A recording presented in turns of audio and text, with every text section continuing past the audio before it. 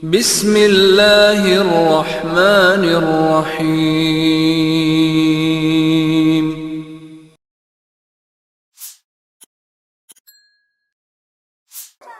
Ustadz, bukankah istri yang cerewet itu adalah hidayah buat suaminya? Bukankah suaminya tinggal nurut saja karena apa yang dikatakan istri itu adalah biasanya benar-benar kejujuran? Karena istri tahu persis kelemahan atau kekurangan dari suami. Jadi ketika dicereweti tinggal memperbaiki diri. Masya Allah. Yang saya tanyakan sesuai dengan realita, Ustadz.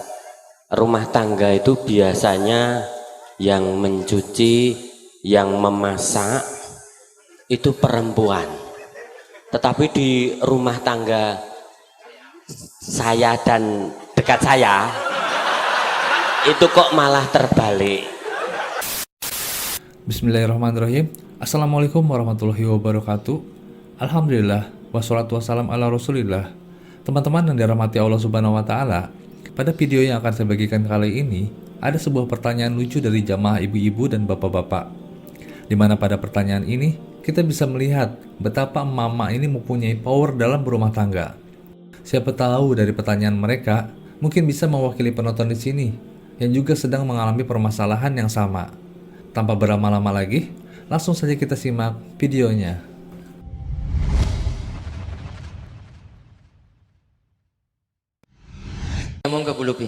Assalamualaikum warahmatullahi wabarakatuh.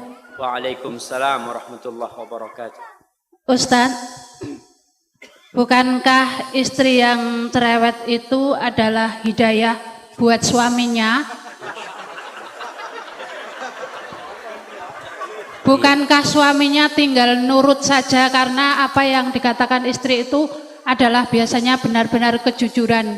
Karena istri tahu persis kelemahan atau kekurangan dari suami. Jadi ketika dicereweti tinggal memperbaiki diri. Masya Allah.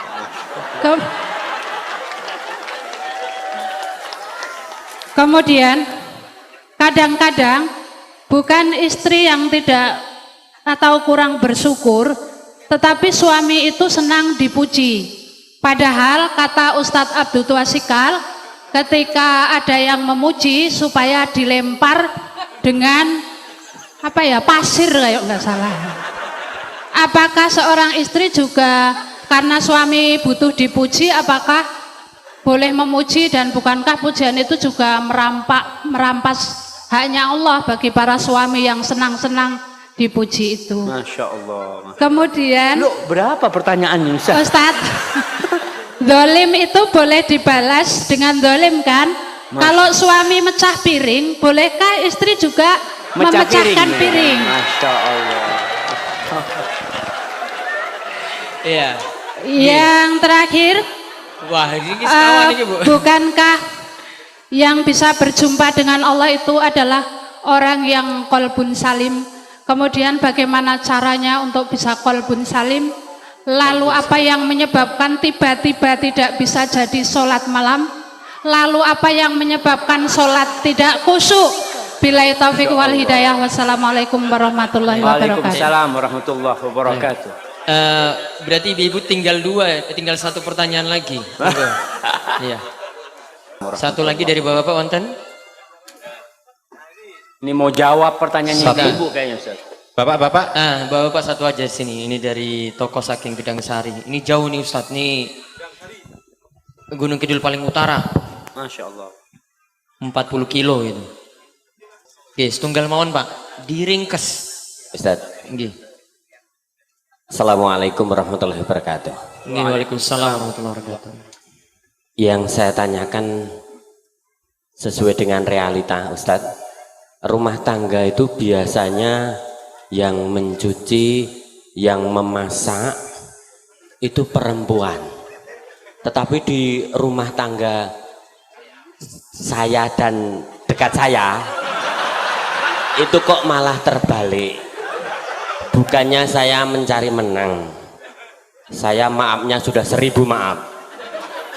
Kemudian yang masak juga saya, yang nyuci juga saya.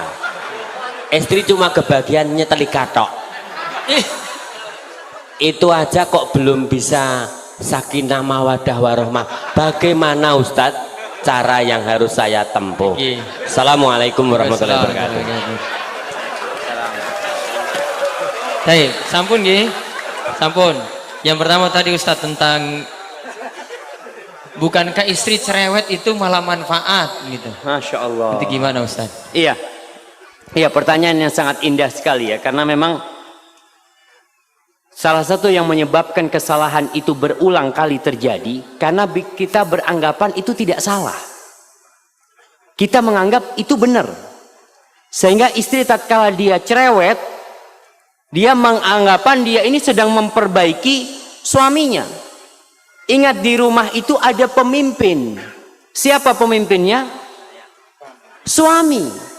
Allah mengangkat suami sebagai pemimpin. Ar-rijalu qawwamuna 'alan nisa bima faddalallahu ba'dahum 'ala ba'din wa bima anfaqu min amwalihim. Fasalihat qanitat hafizatun lil ghaibi bima hafizallah. Kata Allah, sesungguhnya atau lelaki-lelaki itu adalah pemimpin bagi kaum wanita. Kenapa? Karena Allah telah memberikan kemuliaan kepada lelaki-laki. Allah memberikan kemampuan untuk menjadi pemimpin kepada lelaki lebih daripada wanita. Yang kedua nih bapak ingat nih. Lelaki menjadi pemimpin yang pertama karena bawaan lahir yang Allah berikan kepada dia. Anugerah ilahi. Yang kedua dikarenakan suami memberikan nafkah kepada istrinya. Maka sang suami mendapatkan kedudukan lebih tinggi. Kepada istrinya, memberikan nafkah kepada istrinya. Kalau sang suami tidak memberikan nafkah kepada istrinya, biasanya rumah tangga mulai pincang kepemimpinan suami. Karena suami tidak memberikan nafkah. Dia jadi pemimpin karena memiliki kewajiban memberikan nafkah.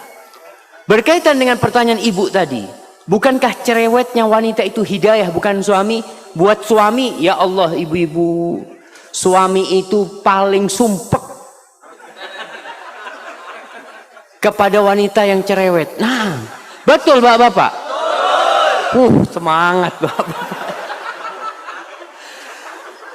Bagaimana cara memperbaiki suami? Ada caranya. Tidak harus dengan cerewet. Yang pertama, suami itu sebagai pemimpin tidak suka digurui. Ya namanya pemimpin. Mau pemimpin itu diprotes sama anak buahnya? Sulit. Tapi ada cara memperbaiki pemimpin. Karena ingat, itu pemimpin bapak dari anak ibu.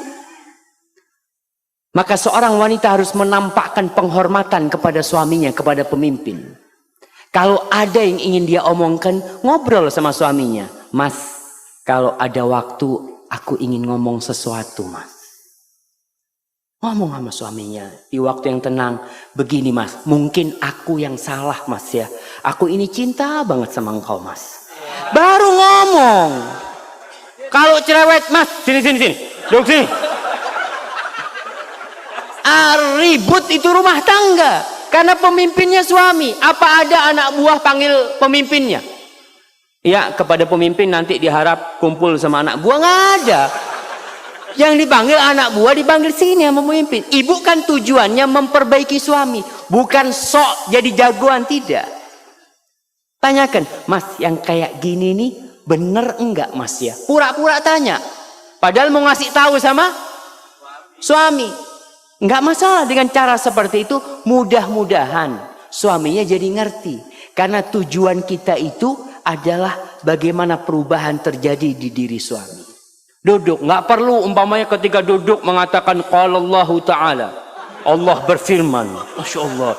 Jadi suaminya kayak diceramain gitu, Masya Allah. Orang suaminya diceramain ustadz belum tentu dengarkan.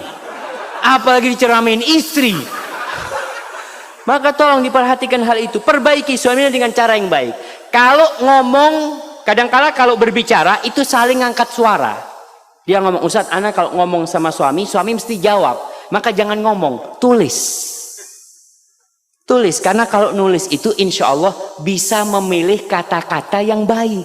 Nggak emosi orang nulis itu. Lalu berikan kepada suaminya. Begitu pula bapak-bapak. Kalau ingin menasehati istrinya, jangan di depan anak-anak, jangan. Jangan di depan orang, jangan. Ketika semua anak-anak sudah tidur ya, di kamar berduaan, katakan kepada istrinya, "Dek, nggak ada wanita yang lebih aku cintai daripada dirimu di muka bumi ini." Masya Allah. Itu istri dapat kayak gitu, Masya Allah. Baru kasih nasihat. Tapi kalau ngasih nasihat, "Dek, aku benci sama engkau." Allahu Akbar. Yang kedua tadi langsung terjadi piring yang saling pecah, jemaah. Baik Ustaz, mungkin seperti itu kalau ingin memperbaiki suaminya, karena wanita ini yang solehah adalah yang tunduk dan taat kepada suaminya, taat sama suaminya. Hadza wallahu a'lam bishawab, dan wanita yang taat itu insyaallah akan menjadi penghuni surga Allah Subhanahu wa taala. Baik, yang kedua, ini pertanyaan nggak perlu dijawab semua Ustaz, waktu antum terbatas. Gimana kalau zolim tadi dibalas zolim? Masya piring Allah. pecah dibalas piring pecah. Masya Allah. Makanya mungkin harus ganti piring, jemaah. Orang kalau suka dolim-doliman kan lempar-lemparan piring. Kalau cuma punya satu lusin di rumah nggak cukup dolim-doliman itu, jemaah. Bukan, jemaah. Allah Subhanahu wa taala menjelaskan kepada kita bagaimana menghadapi orang yang zalim. Bagaimana menghadapi syaitan dan bagaimana menghadapi manusia. Kalau menghadapi syaitan tidak ada cara kecuali a'udzubillahi minasyaitonir rajim. Tapi kalau menghadapi manusia yang berbuat jahat, yang berbuat zalim, Allah katakan idfa billati hiya ahsan. Fa idzal ladzi bainaka wa bainahu adawatun ka'annahu waliyyun hamim. Kata Allah, balaslah orang yang berbuat buruk kepada kalian dengan yang lebih baik, jamaah. Subhanallah. Kita disuruh membalas yang lebih baik. Karena apa? Ini suami kita, suami ibu-ibu nih. Ini istri kita. Kita ingin memperbaiki, bukan ingin zalim-zaliman. Dan orang yang berbuat kezaliman, ingat, Allah mengatakan, "Ya ibadi inni haramtu zulma ala nafsi wa ja'altuhu bainakum muharraman fala tadzalamu." Wahai hamba-hambaku, aku mengharamkan kezaliman atas diriku dan aku menjadikan perbuatan zalim itu haram untuk dilakukan oleh kalian. Maka kalian jangan saling menzalimi. Jadi kalau ada orang berbuat jahat, manusia ini alhamdulillah, basicnya dia itu dasarnya baik. Kalau dia memecahkan piring ya, kita mengatakan, "Iya Mas, astagfirullah, aku mohon maaf, aku mohon ampun kepada Allah." Selesai masalahnya. Tapi kalau piring dibalas dengan piring, apa yang terjadi? Masya Allah. Maka tolong diperhatikan, jangan saling berbuat zalim, tapi saling memaafkan. Kalau sang suami menzalimi istri, memukul istrinya, atau melemparkan sesuatu yang melukai istrinya, ingat, Allah itu tidak pernah tidur. Dan Allah mencatat hal itu. Serahkan kepada Allah Jalla Jalal. Hadza wallahu a'lam bishawab. Na'am. Yang terakhir Ustadz, ini karena terbatasnya waktu. Yang tadi pertanyaan tentang rumah tangga, malah suami yang nyuci, yang masak, istri cuma dapat nyetrika saja. Nyetrika. Dan dia merasa rumah tangga ya tidak sebaik kalau dijalani seperti itu. Bagaimana Ustadz? Subhanallah. Kenapa kok bapak yang masak? Ana takut bapak ini memang koki gitu. Istri nggak ada waktu, istri kerja. Itu permasalahannya berarti. Kurang. Enggak, jadi perlu diketahui tadi. Seorang suami jadi pemimpin karena suami memberikan nafkah kepada istri. Tapi kalau istri yang bekerja, itu mulai permasalahan. Karena tugasnya istri akan pindah kepada suami. Maka perlu dirubah. Tetap istri tugasnya lebih banyak di rumah. Ngurusin anak-anak, aku yang akan mencukupi. Maka insya Allah dengan cara seperti itu dan saling memahami. Namun kalau memang istrinya yang punya rezeki lebih besar. Seperti kisahnya Abdullah bin Mas'ud radhiyallahu taala anhu. Abdullah bin Mas'ud ini miskin. Istrinya alhamdulillah. Dia bisa bikin tenunan, bikin sesuatu dijual dapat duit. Tapi istrinya solehah. Tidak pernah merasa dia yang intervensi kepada suaminya. Enggak. Dia tetap menjadi anak buah. Namun kadangkala memang kerjaan di rumah harus dibagi. Karena istri yang bekerja, yang dapat nafkah. Selama kerjaan istri itu halal dan sesuai dengan syariat, ya kita harus saling memahami, tapi seorang suami tetap harus berusaha bekerja untuk memenuhi kebutuhan rumah tangga. Hadza wallahu a'lam bishawab. Mungkin itu yang bisa Anda sampaikan. Nggih, niku mawon. Assalamualaikum warahmatullahi wabarakatuh.